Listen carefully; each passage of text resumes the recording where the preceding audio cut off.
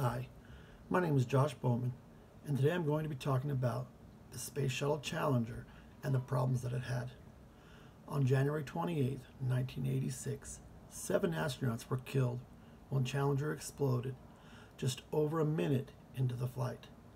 The explosion was due to a faulty O-ring, which allowed hot combustious gas to leak from the side booster and burn through an external fuel tank.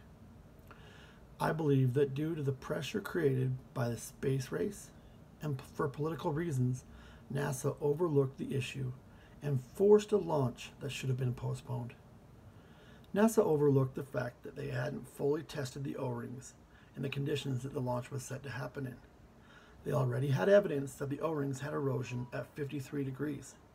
They should have never pushed forward with a launch when the temp was going to be 29 degrees or lower.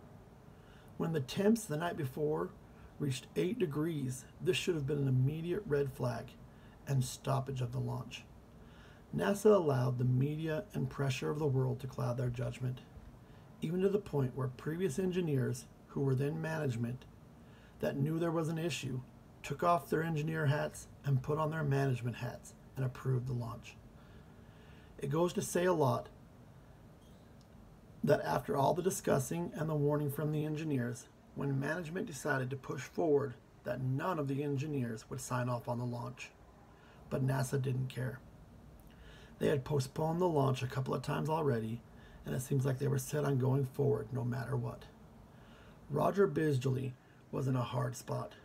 Multiple times he had already talked to his team and to management about the issues with the O-rings, and had let them know that they needed more testing and to figure out what the problem was, but NASA wasn't listening. I feel like if he would have gone to the media and let the citizens know about the potential problems, that it would have forced NASA to postpone and to correct them. The issue with going about it this way is that it would have looked very bad for NASA, and Roger would have probably lost his job and had a hard time finding another one. Roger had a family to support, and times were hard at that point as far as the economy goes. So it's understandable why he didn't go in this direction. But in my opinion, his job isn't worth the 7 lives lost due to staying quiet. I understand that when you work for a company and are in an advanced position, you need to have loyalty and dedication to them. There are a lot of things that the world, the people outside of the company, don't need to know about. But when it comes to something as important as life or death, company loyalty needs to be put aside.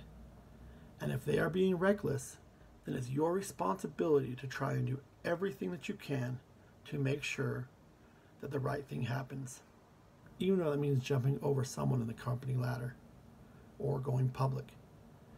In the advanced social world we live in today, a single post online can have a large impact.